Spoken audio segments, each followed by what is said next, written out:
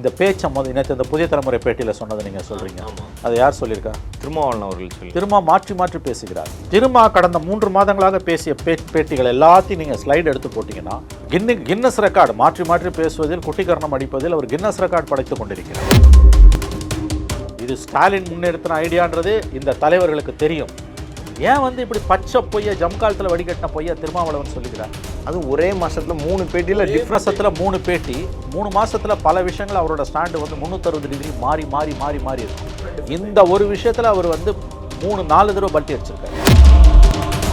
எடப்பாடி தான் அந்த ஐடியாவை ஃப்ளோட் பண்ணார்னா முளையிலேயே கிள்ளி எறிய வேண்டிய ஸ்டாலின் எதற்காக இவர்களை அழைத்து பேசினார்? விஜய் முதலமைச்சராவதை எப்படியாவது தடுக்க வேண்டும் என்று முதலமைச்சர் ஸ்டாலின் விரும்பினார். திமுக தலைமை விரும்பியது, முதலமைச்சரின் குடும்பம் விரும்பியது என்பது எல்லோருக்கும் நன்றாக தெரியும். தோல்விக்கான காரணத்தை எங்கெங்கேயோ தேடி அலையிறீங்களே ஸ்டாலின் சார், எங்கேயும் அலையாதீங்க தேடி. தோல்விக்கான காரணம் உங்கள் குடும்பத்துக்குள்ளேயே இருக்கணும். நீங்கள் விஜய் தாவேகா ஆட்சியில் இருந்துக்கிட்டு தாவேகா ஆட்சியை ஆதரிச்சுக்கிட்டு அதிமுக கேண்டிடேட் ஆதரிப்பீங்களா, இல்லை திமுக ஆதரவு பெற்ற கேண்டிடேட் ஆதரிப்பீங்களா? யாரை சார் ஆதரிப்பீங்க? இதை விட ஒரு அவலமான அரசியல் எதுவுமே இருக்க முடியாது. அமைச்சரவைன்றது நாங்கள் உறுதிப்படுத்துகிறோமே தவிர அது எங்களோட கூட்டணி கிடையாது. எப்போ வேணால் அமைச்சரவையும் தூக்கி எறியுவோம், கூட்டணியும் தூக்கி விட்டு வெளியே வருவோம் அப்படின்றது ரெண்டுமே ஒரு முரண். அமைச்சரவை எதுக்கு? இதெல்லாம் டைலாக் விஜய் கிட்ட பேசுகிற பேரம். இவங்கெல்லாம் ஒரு நாள் அமைச்சரவை விட்டு வெளில வர மாட்டாங்க. எப்போ வேணால் வெளில வருவீங்க. எப்போ வேணால் நீங்கள் வெளியில் வந்தீங்கன்னா பிஜேபி உள்ள வந்துடும். அங்கேயே அது முரண்பாடுகளின் மூட்டையாக மாறி போனார் திருமாவளவன். இந்த 4 தலைவர்களும் ஒன்றை, குறிப்பாக 2 இடதுசாரி தலைவர்களும் திருமாவும் ஒன்றை புரிந்து கொள்ள வேண்டும். தலைவர்களே, மக்கள் உங்கள் அடிமைகள் அல்ல. சிந்தனை தெளிவுக்கு பெயர் போன திருமாவளவனுக்கு ஏன் இந்த தடுமாற்றம்? யாருக்காவது விசுவாசமாக இருக்கணும். தானும் ஏமாந்து மற்றவர்களும் ஏமாற்றி கட்சிக்காரர்களையும் ஏமாற்றி மீடியாவையும் ஏமாற்றி எவ்வளவு மாற்றி பேச்சுங்க. பிரைம் 9 தமிழ் நேயர்கள் அனைவருக்கும் வணக்கம். இன்றைய நமது நேர்காணலில் நம்முடைய இணைந்திருப்பவர் மூத்த பத்திரிகையாளர் திரு மணி அவர்கள். சார் வணக்கம். வணக்கம். அதிமுக தான் தொடர்ந்து திமுகவை வலியுறுத்தியது, திமுக ஒற்றுக்கொள்ளவில்லை அப்படின்ற மாதிரி நேற்று சொல்லியிருக்கிறாங்க. இல்லை, அவங்க இது எந்த அளவுக்கு இவர்கள் அடிப்படை அறிவு நேர்மை இல்லாதவர்கள் என்பது இந்த திமுகவுடைய முன்னாள் கூட்டணி தலைவர்களுடைய பேச்சிலிருந்து தெரியுது. இந்த பேச்சை நேற்று இந்த புதிய தலைமுறை பேட்டியில் சொன்னதை நீங்கள் சொல்கிறீங்க, அதை யார் சொல்லியிருக்கா? திருமாவளவன் அவர்கள் சொல்லி திரும்ப மாற்றி பேசுகிறார். கார்த்திகை செல்வனுக்கு கொடுத்த பேட்டியில் அவர் என்ன சொன்னார்? அது முதல்ல கூட்டணி பேச்சுவார்த்தை அவர் தான் எங்கள்கிட்ட போகலாமா வேணாமான்னு டிஸ்கஸ் பண்ணாங்கன்னு ஃபர்ஸ்ட் அவர் தான் பேசினார்ல. அதுக்கு முன்னாலேயே எம்ஏ பேபி சொன்னார். அவர் சொன்னதுக்கப்புறம் இவர் சொல்கிறாரு, வீரபாண்டியன் சொல்கிறாரு, ஐயுஎம்எல் தலைவர் காதர் மொய்தீன் சொல்கிறாரு, இதே கேட்டதுன்றார். இதே திருமாவளவன் கார்த்திகை செல்வனுக்கு நியூஸ் 18 கொடுத்த பேட்டியில் சொன்ன வார்த்தை வேற, புதிய தலைமுறை கொடுத்த பேட்டி வேற. திரும்ப கடந்த 3 மாதங்களாக பேசிய பேட்டிகள் எல்லாத்தையும் நீங்கள் ஸ்லைடு எடுத்து போட்டிங்கன்னா கின்னஸ் ரெக்கார்டு மாற்றி பேசுவதில் குட்டிகரணம் அடிப்பதில் அவர் கின்னஸ் ரெக்கார்டு படைத்துக் கொண்டிருக்கிறார். இதே வாய்தானங்க கார்த்திகை செல்வன்கிட்ட கொடுத்த பேட்டியில் அந்த அந்த அந்த அந்த ஐடியாவை முன்னிறுத்தி அது யாருன்னு அவர் சொன்னார்? ஸ்டாலின் தானங்க சொன்னார். ஏங்க புதன்கிழமை மதியானம் தேதியோட சொல்கிறேங்க, 4ஆம் தேதி ரிசல்ட்டு, 6ஆம் தேதி மதியம் இவர்களை கவர்னரை போய் பார்க்குறாரு விஜய். அதே நேரத்தில் வழக்கம் போல் மீடியா அட்டென்ஷன் தான் பக்கம் திரும்பணுன்னு இந்த கூட்டணி கட்சிகளை அழைச்சி ஸ்டாலின் பார்க்குறாரு. அப்போ தான் அவர் சொல்கிறாரு, அதிமுக சேர்ந்து ஆட்சி அமைக்கணும், எடப்பாடி ஆட்சி அமைக்க நாங்கள் ஒத்துழைக்க போகிறோம், நீங்களும் ஒத்துழைக்கணும்னு அந்த ஐடியாவை ஸ்டாலின் தான் முதல்ல சொல்கிறாரு. ஆர்கே ராதாகிருஷ்ணன் ட்வீட் போடுறாரு. மூத்த பத்திரிகையாளர், ஃப்ரண்ட்லைன் பத்திரிகையாளர், ஸ்டாலினுக்கு நெருக்கமானவர், அவர் ட்வீட் போடுறாரு. அடுத்த நாள் காலையில் ஹிந்து பேப்பரில் கோலப்பன் மூத்த செய்தியாளர் எழுதுகிறாரு, நினைத்து பார்க்க முடியாத காரியம் தமிழக அரசில் நடப்பதற்கான சாத்தியக்கூறுகள் இருக்கின்றன, அதிமுக ஆட்சி அமைக்க திமுக உதவுதுன்னு. அப்போல்லாம் வாயே திறக்கலை. எம்ஏ பேபி முதல் நாள் பேட்டியில் சொல்கிறாரு, அதிமுக ஆட்சி அமைக்கணும், நீங்கள் ஒத்துழைக்கணும்னு திமுக தலைவர் எங்ககிட்ட கேட்டார், நாங்கள் பதறிப்போனோம், அது பிஜேபி புறக்கடை வழியாக நுழைவது என்று அப்படின்னு சொல்லிட்டு அடுத்த நாள் அதே எம்ஏ பேபி புரட்டி பேசினார். நான் அப்படி சொல்லலைன்னாரு. இது ஸ்டாலின் முன்னெடுத்தின ஐடியான்றது இந்த தலைவர்களுக்கு தெரியும். ஏன் இப்படி பச்சை பொய்ய ஜம்காலத்தில் வடிகட்டின பொய்ய திருமாவளவன் சொல்லுகிறார்? முதல் தடவை ஸ்டாலின் சொன்னாங்க, அடுத்த தடவை அப்படியே எடப்பாடி பக்கம் திருப்பி விட்டாங்க. சார், இது எடப்பாடி தான் சொன்னார், ஸ்டாலின் அவர்கள் அதில் எங்கள்கிட்ட கேட்டார், சஜஷன் தான் கேட்டார், எடப்பாடி தான் வலியுறுத்தினார்னு சொல்லிட்டாங்க 2வது பேட்டியில். அதான் இவர்கள் எந்த அளவுக்கு மக்கள் பார்த்து கொண்டிருக்கிறார்கள். மக்களை ஏமாற்றுவதற்கும் முட்டாளாக்குவதற்கும் ஒரு எல்லை உண்டு. அந்த எல்லைகளை இந்த கட்சிகள், குறிப்பாக திருமாவளவன் ரொம்ப சர்வசாதாரணமாக மீறிக்கொண்டிருக்கிறார். அது ஒரே மாசத்துல 3 பேட்டியில் டிஃப்ரென்ஸத்தில் 3 பேட்டி 3 மாசத்துல பல விஷயங்கள் அவரோட ஸ்டாண்டு 360 டிகிரி மாறி இருக்கும். இந்த ஒரு விஷயத்தில் அவர் 3-4 தடவை பல்ட்டி அடிச்சிருக்காரு. திமுக அதிமுக கூட்டணி இது ஸ்டாலினால் முன்மொழியப்பட்டது. நீங்கள் ஆதரவு தர வேண்டும் என்று ஸ்டாலின் கேட்டார் என்று சொன்னவர் இன்றைக்கு ஏன் மாற்றி பேசுகிறார்? ஒரு வாதத்துக்கு வச்சுப்போம், எடப்பாடி தான் அந்த ஐடியாவை ஃப்ளோட் பண்ணார்னா முளையிலேயே கிள்ளி எறிய வேண்டிய ஸ்டாலின் எதற்காக இவர்களை அழைத்து பேசினார்? விஜய் முதலமைச்சராவதை எப்படியாவது தடுக்க வேண்டும் என்று முதலமைச்சர் ஸ்டாலின் விரும்பினார். திமுக தலைமை விரும்பியது, முதலமைச்சரின் குடும்பம் விரும்பியது என்பது எல்லோருக்கும் நன்றாக தெரியும். இது எல்லோருக்கும் தெரிஞ்ச உண்மை. விஜய் மேலே 1000 விமர்சனம் இருக்கலாம். ஆனால் அவர் திருச்சியில் சென்ட் ஜோசப் கல்லூரியில் அந்த நன்றி தெரிவிக்கும் விழாவில் பேசும்போது ஒரு பாயிண்ட் சொன்னார், ரத்தன சுருக்கமான பாயிண்ட் அது, பொன்னெழுத்துக்களால் பொறிக்கப்பட வேண்டிய உண்மை அதுதான். அவர் சொன்னார், ஸ்டாலின் சார் தோல்விக்கான காரணங்களை எங்கெங்கேயோ தேடி அலையிறீங்க, வேண்டாம், தோல்விக்கான காரணம் உங்கள் குடும்பத்துக்குள்ளேயே இருக்குனார். 100% உண்மைங்க. அதுக்கு மேலே கேள்வி இல்லை, அவ்வளோ முடிஞ்சு போச்சு. அரசியலில் வந்து அனுபவம் இல்லாதவர், கிட்டத்தட்ட 2.25 ஆண்டு தான் அவருடைய அரசியல் அனுபவம். நீங்கள்லாம் 50 ஆண்டுகள் 60 ஆண்டுகள் அரசியல் வாழ்க்கைக்கு சொந்தக்காரர்கள், எத்தனையோ ஏற்ற இறக்கங்களை பார்த்தவர்கள், எத்தனையோ தேர்தல்களை பார்த்தவர்கள். ஆனால் அரசியலுக்கு புதிதாக வந்திருக்கக்கூடிய ஒருவர் உங்களுக்கு இந்த ஆரம்ப படத்தை எடுத்து விட்டார். தோல்விக்கான காரணத்தை எங்கெங்கேயோ தேடி அலையிறீங்களே ஸ்டாலின் சார், எங்கேயும் அலையாதீங்க தேடி, தோல்விக்கான காரணம் உங்கள் குடும்பத்துக்குள்ளேயே இருக்குனார். 100% உண்மை சார். இந்த 4 தலைவர்களே நான் கேட்கிறேன், உங்கள் மனசாட்சியை தொட்டு சொல்லுங்கள், அந்த ஒரு வார காலம் 6 நாட்கள் என்ன நடந்தது? அவங்க சொல்கிறாங்க சார், 4 இடத்தையும் 4 விதமான கருத்துக்கள் சொல்கிறாங்க சார். அதான் சார் பெரிய குழப்பமாகவே. பழைய பாசம் போலங்க இதன் மூலமாக அவங்க விஜய்க்கு வந்து இன்னொன்றுங்க, இதன் மூலமாக விஜயிடமான தங்களுடைய பேரத்தை அவர்கள் அதிகரிக்கிறார்கள். இவங்க தான் பேரம் பேசுறது. ஆமாம், இப்படிலாம் பேசுறது மூலம். ஏன்னா எங்களுக்கு இன்னொரு மாற்று இருக்குது, நாங்கள் திமுக கூட்டணியில் தான் இருக்கோன்னு மாற்றி பேசுகிறாங்க நேற்று. ஆனால் அவர் எந்த கூட்டணியும் இல்லைன்னு சண்முகம் சொல்கிறாரு, திமுக கூட்டணி விட்டு வெளியில் வந்துட்டோன்னு வீரபாண்டியன் சொல்கிறாரு. கூட்டணின்னு ஒன்று கிடையாதுங்க, எந்த காலத்திலையும் இருந்தது கிடையாது. தேர்தல் நேரத்தில் வச்சது தொகுதி உடன்பாடுங்கன்னு தான் திரும்ப திரும்ப கம்யூனிஸ்ட்டுகள் சொல்வார்கள். ஆனால் இந்த 5 வருஷ காலத்தில் இது கொள்கை கூட்டணின்னு பேசினதும் இதே கம்யூனிஸ்ட்டுகள் தான். இன்றைக்கி என்ன சொல்கிறாங்க, கூட்டணியில் இல்லைன்றாங்க, அப்புறம் கூட்டணியில் இருக்கோன்றாங்க. சரி, இப்போ இடைத்தேர்தல் வரப்போகுதுன்னா 2 மாதத்தில் என்ன பண்ண போகிறீங்க? நீங்கள் விஜய் தாவேகா ஆட்சியில் இருந்துக்கிட்டு தாவேகா ஆட்சியை ஆதரிச்சுக்கிட்டு அதிமுக கேண்டிடேட் ஆதரிப்பீங்களா, இல்லை திமுக ஆதரவு பெற்ற கேண்டிடேட் ஆதரிப்பீங்களா? யாரை சார் ஆதரிப்பீங்க? இதை விட ஒரு அவலமான அரசியல் எதுவுமே இருக்க முடியாது. பழைய பாசம், பழைய நன்றிக்கடன் இந்த 4 தலைவர்களுக்கும் அவர்களை விட்டு போகவில்லை. அவர்கள் மக்களை முட்டாளாக நினைத்து கொண்டிருக்கிறார்கள். People are not your slaves. இந்த 4 தலைவர்களும் ஒன்றை, குறிப்பாக 2 இடதுசாரி தலைவர்களும் திருமாவும் ஒன்றை புரிந்து கொள்ள வேண்டும். தலைவர்களே, மக்கள் உங்கள் அடிமைகள் அல்ல. மாற்றி மாற்றி பேசுறதுல கின்னஸ் ரெக்கார்டு படைக்கிறார் திருமாவளவன். சிந்தனை தெளிவுக்கு பெயர் போன திருமாவளவனுக்கு ஏன் இந்த தடுமாற்றம்? 12 ஆண்டுகளாக பிஜேபிக்கு விலை போகாத ஒரே தலித் தலைவர் அவர். அவர் மீது நமக்கு மரியாதை உண்டு.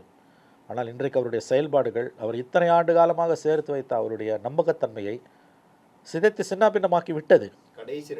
கடைசி 2 மாதத்தில் சிதைத்து சின்னாபின்னமாக்கி விட்டது. 4ஆம் தேதியிலேருந்து 9ஆம் தேதி நைட்டு வரைக்கும் என்ன நடந்தது, குறிப்பாக 8ஆம் தேதி சாயங்காலம் 5 மணிலேருந்து 9ஆம் தேதி சாயங்காலம் 5 மணி வரைக்கும் என்ன நடந்தது? வீரபாண்டியன் இடதுசாரிகள் ஆதரவை கம்யூனிஸ்ட் சிபிஎம் அலுவலகம் வாசல் நின்று கொடுக்கும்போது சொல்கிறார், 5:30 மணிக்கு 6:30 மணிக்கு திரும்ப வந்து விடுவார், அவருடைய கட்சி கூட்டம் நடக்குது, எங்கள் நிலைப்பாடு தான் அவர் நிலைப்பாடு என்று சொல்லிவிட்டார், அவரும் ஆதரவு கடிதம் கொடுத்து விடுவார்ன்றார். 5:30 மணிக்கு சொல்கிறார், இன்னும் 1 மணி நேரத்தில் கடிதம் வந்து விடுன்னு வரல. அந்த அடுத்த 24 மணி நேரம் எங்கே போனார்?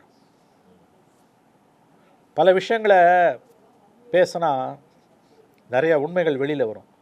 இந்த தலைவர்களை யாராவது ஒருத்தருக்கு இருதய சுற்றி இருந்ததுன்னா இவங்க என்ன நடந்ததுன்றத உண்மையை ஒரு டைரியில் அல்லது புத்தகத்தில் எழுதி அதை சீல் வச்சு 5 வருஷம் பொறுத்து ஓப்பன் பண்ணுங்கன்னு கொடுத்துருவோம். இந்த 5 நாள் நடந்தது உண்மையை மட்டும் 5 வருஷம் கழிச்சு ஓப்பன் பண்ணுங்க. நீங்கள் இப்போ சொல்கிறதுக்கு உங்களுக்கு தயக்கம் இருக்குது sir, Shanmugam sir, Veerapandian sir, Thiruma sir, உங்களுக்கு வந்து உண்மையிலேயே சொல்கிறதுக்கு ஏதோ ஒரு தயக்கம் இருக்குது, செஞ்சோற்று கடன் உங்களுக்கு இருக்குது, புரிந்து கொள்கிறோம். அதனால் நம்ம என்ன சொல்கிறோன்னு கேட்டிங்கன்னா, நீங்கள் வந்து அந்த 6 நாளில் என்ன நடந்தது, குறிப்பாக 6ஆம் தேதியிலிருந்து 9ஆம் தேதி மாலை வரை என்ன நடந்தது என்பதை இந்த தலைவர்களோ அல்லது அனைவருமோ அல்லது இதில் யாராவது ஒருத்தருக்கு மனசாட்சி இருந்ததுன்னா நீங்கள் ஒரு புத்தகத்தில் அல்லது ஒரு டைரியில் எழுதி அந்த டைரியை சீல் வச்சு 5 வருஷம் பொறுத்து தான் அந்த சீலை திறக்கணும், இந்த ஆட்சி போன பிறகுன்னு சொல்லிவிடுங்க. அப்பயாவது உண்மை வெளியில் வரும். சில தலைவர்கள் அப்படி புத்தகம் எழுதுவாங்க, என் காலத்துக்கு பிறகு தான் இதை திறந்து பார்க்கணும். அமைச்சரவை ஏன் அமைச்சரவை அப்படின்றது, அமைச்சரவைன்றது நாங்கள் உறுதிப்படுத்துகிறோமே தவிர அது எங்களோட கூட்டணி கிடையாது. எப்போ வேணால் அமைச்சரவையும் தூக்கி எறியும், கூட்டணியும் தூக்கி விட்டு வெளியே வருவோம் அப்படின்றது ரெண்டுமே ஒரு முரண். அமைச்சரவை எதுக்கு? இதெல்லாம் டயலாக் விஜய் கிட்ட பேசுகிற பேரம். இவங்கெல்லாம் ஒரு நாள் அமைச்சரை விட்டு வெளில வர மாட்டாங்க. பதவின்றது சும்மா இல்லைங்க, அது புலிவாலை பிடிச்சவங்க. இடதுசாரிகள் ஆதரவு வாபஸ் வாங்கலாம், நான் மறுக்கல. ஆனால் அவங்களே பண்ண மாட்டாங்க. ஏன்னா அது வீரபாண்டியனை மறுக்கிறாரு. ஐயூஎம்எல்லும் விசிகாவும் உள்ளே போயிட்டாங்க. அது கொடுக்குற சுகம் வேறு சார். அமைச்சராக இருக்கிறதுக்கும் அமைச்சராக இல்லாமல் இருக்கிறதுக்கான வித்தியாசம் என்னன்னு நம்முடைய அருமை நண்பர் வன்னியரசுடைய செயல்பாடுகளை பார்த்தா புரியும். எத்தனை வருஷம் நானும் அவரும் ஒன்றா டிபேட்டில் பேசியிருக்கோம். ஒரு 15 வருஷமாக பேசியிருக்கோம். நல்ல நண்பர் தான் எனக்கு. நான் ஒன்றும் குறை சொல்லலை அவரை. இதை பார்த்துட்டு அதை வன்னியரசு கோச்சுக்கு போகிறார். இல்லை நண்பா, உன்னை நான் குறை சொல்லவில்லை. ஆனால் அமைச்சர் பதவின்றது என்னன்றது எனக்கும் தெரியும். நான் 35 வருஷமாக இந்த ஃபீல்டில் இருக்கேன். அது கொடுக்கும் சுகமும் அதிகார கொடுக்கக்கூடிய பல்வேறு விஷயங்களும் என்ன என்பது அறிந்தவர்களில் நானும் ஒருவன். அதனால் அவ்வளோ சீக்கிரம் இவங்கெல்லாம் வெளில வரமாட்டாங்க. இப்படி சொல்வதன் மூலமாக விஜயை இவர்கள் ஒரு விதமான நிர்பந்தத்திற்கு குறிப்பாக திருமாவளவன் ஆட்படுத்துகிறார். இது இவருடைய பேரவலிமையை அதிகரிக்கும். பேசாத பேச்சு பேசுனீங்க, அவ்வளோ பேச்சு கல்லாப்பெட்டி கூட்டணி அப்படிலாம் சொன்னீங்க. அப்புறம் நாக்பூரின் மைந்தன் நீங்கள் இன்றைக்கி ஏன் போகிறீங்க? நான் இன்னொன்று கேட்குறேன், பிஜேபி வந்துடும்னா அப்போ நிரந்தரமாக இல்லை நீங்கள் இதை ஆதரிக்கணும். எப்போ வேணால் வெளில வருவன்றீங்க. எப்போ வேணால் நீங்கள் வெளியில் வந்தீங்கன்னா பிஜேபி உள்ளே வந்துடும். அங்கேயே அது முரண்பாடுகளின் மூட்டையாக மாறி போனார் திருமாவளவன். பிஜேபி வந்துடக்கூடாது, பிரசிடென்ட் ரூல் வந்துடும், நாங்கள் ஆதரிக்கணும். ஃபைன், அப்படின்னா நீங்கள் 5 வருஷம் ஆதரிக்கணும், கையெழுத்து போட்டு கொடுக்கணும். ஏன்னா நீங்கள் வந்தீங்கன்னா பிஜேபி வந்துடும். வீரபாண்டியன் அவர்கள் நான் செய்த தவறு, பேசிய தவறுன்னு சொல்லும்போது திருமாவளவன் தடுத்து நிறுத்துகிறாரு. நாங்கள் ஆளுநர் ஆட்சி வந்துடக்கூடாது, குடியரசு ஆட்சி வந்துடக்கூடாதுன்றக்காக தான் அழிச்சமே தவிர அதில் எங்களை மாற்று கருத்து இல்லை. வீரபாண்டியன் பேசுவதே திருமாவளவன் தடுக்கிறார். 2 பேரும் தனித்தனி கட்சி வச்சுருக்காங்க. 2 பேரும் ஒரே கட்சி கிடையாது. வீரபாண்டியனுக்கு ஒரு குறைந்தபட்ச மனசாட்சி இருக்கிறது. துரதிருஷ்டவசமாக என்னுடைய அருமை நண்பர் திருமாவுக்கு கடந்த 2-3 மாதங்களாக அவருடைய மனசாட்சி உறங்க போய்விட்டது. திருமாவின் மனசாட்சி உறங்க போய்விட்டது. நான் அப்படித்தான் பார்க்கிறேன். 3 பேரை ஒன்றா வச்சனால நிறைய உண்மையில் மறைக்கப்பட்டிருக்கு, தனித்தனியாக வச்ச. ஆமாம், நான் தான் சொல்கிறேன்ல, அந்த 6 நாளில் என்ன நடந்ததுன்னு குறிப்பாக 6ஆம் தேதியிலேருந்து தான் இந்த பிரச்சனை ஆரம்பிக்குது. மே 6ஆம் தேதி புதன்கிழமை மதியம் 12 மணியிலிருந்து 9ஆம் தேதி சனிக்கிழமை மாலை 6 மணி வரையில் என்ன நடந்தது என்பதை உங்கள் மனசாட்சியின் மீது ஆணையிட்டு நீங்கள் 3 அல்லது 3 ஒருவரோ அல்லது 2 தனித்தனியாக ஒரு நோட்டு புத்தகத்தில் எழுதி, ஒரு டைரியில் எழுதி, அதை அப்படியே சீல் வச்சு ஏதாவது ஒரு பொது இடத்துல நம்பிக்கைக்கூடிய யார் ஒருடமோ கொடுத்து விடுங்கள். 5 ஆண்டுகள் பொறுத்து அந்த சீலை நம்ம பிரித்து பார்க்கலாம். அப்போ உண்மை தெரியும். இப்போ தானே உண்மையை பேச உங்களுக்கு பயமாக இருக்குது, கசக்குது, உண்மை நெருடலாக இருக்குது. மாற்றி ஏன் சார் பேசுகிறீங்க? கார்த்திகை செல்வனுக்கு கொடுத்த பேட்டியும் நேற்றைக்கு கொடுத்த பேட்டிலையும் எவ்வளோ முரண்பாடுகள் இருக்குது. அப்போ என்ன தான் நினைத்து கொண்டிருக்கிறார் திருமா? ஏன் இந்த தடுமாற்றம் திருமாவளவனுக்கு என்று எனக்கு புரியவில்லை. இதைத்தான் பனையூர் பாபு சொன்னார். பனையூர் பாபுக்கு வேற நோக்கம் இருக்கலாம், எனக்கு எந்த நோக்கமும் இல்லை. ஆனால் அவர் சொல்லும்போது அவர் தொடர்பு கொள்ளவே முடியல. அவர் இதே பண்ண இன்னைக்கு அவருடைய பேச்சுக்கள் தான் எங்கள் பனையூர் பாபுவோட கருத்து தான், ஆலூர் ஷானவாஸோட கருத்து, பனையூர் பாபுவோட கருத்தும் SS பாலாஜியோட கருத்து. அவங்க வெளியில் சொல்லலை, பனையூர் பாபு சொல்லிட்டாரு. எது மாற்றி பேசுகிறாரு, முரண்பாடுகளின் மூட்டையாக இருக்கிறார், நான் சொல்லலை. அதைத்தான் அவங்களும் சொல்கிறாங்க. ஏன் இந்த தடுமாற்றம் திருமாவளவனுக்கு? அன்னைக்கு பனையூர் பாபு அவர்கள் பேசும்போது அவர் சுயநலத்துக்காக பேசுறான்ற மாதிரி இருந்துச்சு. இன்னைக்கு இவர் பேசுறது எப்படிங்க இருக்கு? அவர் பேசுறத ரைட்ன்ற மாதிரி. ஆமா, இப்ப நீங்க என்ன பேசுறீங்க? நீங்க அதாவது ஒரு மனிதன் யாருக்காவது விசுவாசமா இருக்கணும். தானும் ஏமாந்து, மற்றவர்களும் ஏமாற்றி, கட்சிக்காரர்களையும் ஏமாற்றி, மீடியாவையும் ஏமாற்றி, எவ்வளவு மாற்றி பேச்சுங்க. நான் மற்றது எல்லாத்தையும் கூட விட்டுறேன். கூட்டணி சமயத்தில் பேச்சுவார்த்தை, எலெக்ஷனுக்கு முன்னால் நடந்ததெல்லாம். 6ஆம் தேதியிலேருந்து 9ஆம் தேதி வரைக்கும் 3 நாள் அந்த 72 மணி நேரத்தில் என்ன நடந்தது அது மட்டும் சொல்லுங்கள். சொல்ல முடியலையா? எழுதி, உண்மையை எழுதி, உண்மை சுடும் எழுதி புத்தகத்தில் வச்சு அதை ஒரு பொட்டியில் வச்சு சீல் வச்சுடுவோம். 5 வருஷம் பொறுத்து அந்த சீலை திறந்து பார்ப்போம். அன்றைக்காவது உண்மை வருதான்னு தெரியும். இந்த இடதுசாரிகள், அதாவது இந்த இடதுசாரிகள் திருமாவர்கள் இவங்க எல்லாம் சேர்ந்து எடப்பாடி அவர்களே தொடர் குற்றச்சாட்டு, சமீபமாக ஒரு 2 பேட்டியை எடப்பாடி அவர்களை மட்டும் குற்றச்சாட்டு வைக்கிறாங்க. ஒருபோதும் ஸ்டாலின் அவர்கள் குற்றச்சாட்டு வைப்பதில்லை. இப்போ ரீசெண்டாக பார்த்தீங்கன்னா இங்கிட்டு ஸ்டாலின் அவர்களையும் பிடிக்கிறாங்க, இங்கிட்டு விஜய் அவர்களையும் பிடிக்கிறாங்க, நடுவில் எடப்பாடி முடிச்சா எல்லாம் சரியாயிரும். அந்த ஒரு நோக்கத்தில் இருக்காங்களா சார் அவங்க 2 பேரையும் பிடிச்சிக்கிறாங்களோ? அதான் நான் தான் சொல்லிட்டேன்ல, ஒரே வார்த்தை, செஞ்சோட்டிருக்கட்டும். எடப்பாடி எதுக்கு சார் திட்டுறீங்க? அவர் இன்றைக்கி தோல்வி முகத்தில் இருக்கிறார். தொடர்ந்து 2 தோல்வி, 10 தோல்வி, 11ஆவது தோல்வி. எடப்பாடியை முதலமைச்சராக்க வேண்டும் என்ற முடிவு, யோசனை திமுகவில் இருந்து தான் முதலில் வெளியில் வந்தது. இது உண்மை, 100% உண்மை. மனசாட்சி உள்ளவர்களுக்கு தெரியும். ஒரு வாதத்துக்கு வைத்துக் கொள்கிறேன், அது எடப்பாடியிடமிருந்து வந்தது என்றால் முளையிலேயே கிள்ளி எறிய வேண்டிய திமுக அதற்கு தூபம் போட்டு வளர்த்தது ஏன்? அங்கேயும் திமுக மேலே தான் குற்றச்சாட்டு. முதல்ல அது எடப்பாடி மூளையில் உதித்த ஐடியா கிடையாது.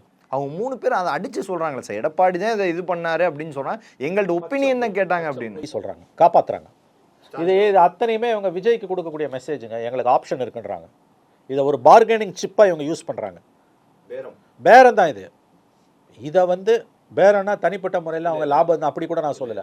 கொள்கை ரீதியாக வந்து பிஜேபி சொல்கிற இதுக்காக நீங்கள் ஒத்து போனீங்கன்னா நாங்கள் வெளியில் போயிடுவோம், திமுக கூட போயிடுவோம் ரெடியா. நான் பேரம்னு சொல்கிறதால இந்த தனிப்பட்ட முறையில் இந்த தலைவர்கள் பொட்டி வாங்கிட்டாங்க அப்படிலாம் நான் யாரையும் குற்றம் சுமத்தலை. இதை பார்க்கக்கூடிய நேயர்களுக்காகவும் அந்த கட்சிகளுடைய தலைவர்கள் எல்லாரும் நண்பர்கள் தான். அந்த தொண்டர்கள் எல்லாரோட கவனத்துக்காகவும் எல்லாருடைய கனிவான பார்வைக்காகவும் நான் சொல்கிறேன். இப்படிலாம் இவங்க பேசுறது பேரம் பேசுகிறாங்க விஜய்கிட்ட. பேரம்னு சொல்லும்போது அது பர்சனலாக இவங்களுக்கான கெயின்னு நான் சொல்லலை. பொலிட்டிக்கலாக டெல்லி விஜயத்துக்கு பிறகு பிஜேபியோட இவர் ஏதோ கொள்கை ரீதியாக சில காம்ப்ரமைஸ் பண்ணுவாரோன்ற சந்தேகம் எங்களுக்கு இருக்குது. அதை தடுக்கிறதுக்கும் அப்படி நீங்கள் போனீங்கன்னா நாங்கள் வாபஸ் வாங்குவோன்றதுக்கான ஒரு மென்மையான ஒரு மிரட்டல் தான் இது. எங்களுக்கு திமுக இருக்குங்க. பொலிட்டிக்கலி எங்களுக்கு திமுக இருக்குது, பேக்கப் பண்ண. நாங்கள் இப்போ இருந்து மறுபடியும் கூட அங்கே போவோம். ஆனால் உங்கள் கவர்மெண்ட்டுக்கு வந்துடும் அந்த மெசேஜை விஜய்க்கு கொடுக்குறாங்க. அதனால தான் இவங்க மாற்றி பேசுகிறாங்க. எடப்பாடியை சிஎம் ஆக்கணுன்ற முடிவு எடப்பாடி கிட்டேருந்து வரல, அது ஸ்டாலின் கிட்டேருந்து வந்தது, திமுக கிட்டேருந்து வந்தது. எழுதி வைத்துக் கொள்ளுங்கள். இதை இவங்க பேசின பேச்சிலேருந்தே தெரியுது. எம்ஏ பேபியோட ஸ்பீச்சு அஃப்கோர்ஸ் 2வது தடவை பல்ட்டி அடிச்சார். முதல் தடவை தான் உண்மை வாயில் வரும். திருமாவளவனோட முதல் ஸ்பீச்சு, வீரபாண்டியன் சொன்னது, ஐயுஎம்எல் சொன்னது, சிவி சண்முகம் சொன்னது, இது எல்லாமே இதை கொரோபரேட் பண்ணுது. இவங்க இந்த தலைவர்கள் வந்து தாங்களும் ஏமாந்து மற்றவர்களும் இவர்களை ஏமாற்றி கொண்டிருக்கிறார். இறுதியாக ஒரே ஒரு கேள்வி சார், இடதுசாரிகள் மற்ற 2 கட்சிகள் சேர்ந்த 4 கட்சிகள் எப்போதும் நல்ல அரசியல் புரிதல் உள்ளவர்கள். இந்த 4 கட்சியும் கூட்டணி கட்சி கூட மரியாதையில் 4 கட்சி அதிகமாக மதிப்பாங்க சார். இவங்க தொடர்ந்து இந்த மாதிரி முரண்பாடுகள் வைக்க இவங்க பக்கம் அடி வாங்க ஆரம்பிக்குமா? ஆமாம், கண்டிப்பாக அடி வாங்க ஆரம்பிக்கும். நம்பகத்தன்மை இழப்பார்கள். ஒன்று விஜயுடன் ஐக்கியமாவார்கள், இல்லை திமுக கிட்டாலும் இவங்க போக மாட்டாங்க. ஏன்னா விஜய் கிட்ட அதிகாரம் இருக்குது. இவங்க அவ்வளோ சீக்கிரம் ஆதரவெல்லாம் வாபஸ் வாங்க மாட்டாங்க. எழுதி வைத்துக் கொள்ளுங்கள், லெஃப்ட் உட்பட இவங்க வாபஸ்லாம் வாங்க மாட்டாங்க. பதவின்றது வேற, அது கொடுக்கும் சுகம் என்பது வேற. இன்றைக்கு இவர்கள் பேசுவதை நான் வந்து சம்மப் பண்ணுறதுனா இவங்க ஒரு பார்கெயின் நான் சொல்லுவோம், மறுபடியும் சொல்கிறேன், பொலிட்டிக்கல் பார்கெயின் பண்ணுறாங்க விஜயோட. எங்களுக்கு ஆப்ஷன் இருக்குன்னு சொல்கிறாங்க. இதோட மெசேஜ் விஜய்க்கு புரியும். பல்வேறு அரசியல் கேள்விகளுக்கு பதில் தமைக்காக மிக்க நடிச்சார். நன்றி, வணக்கம்.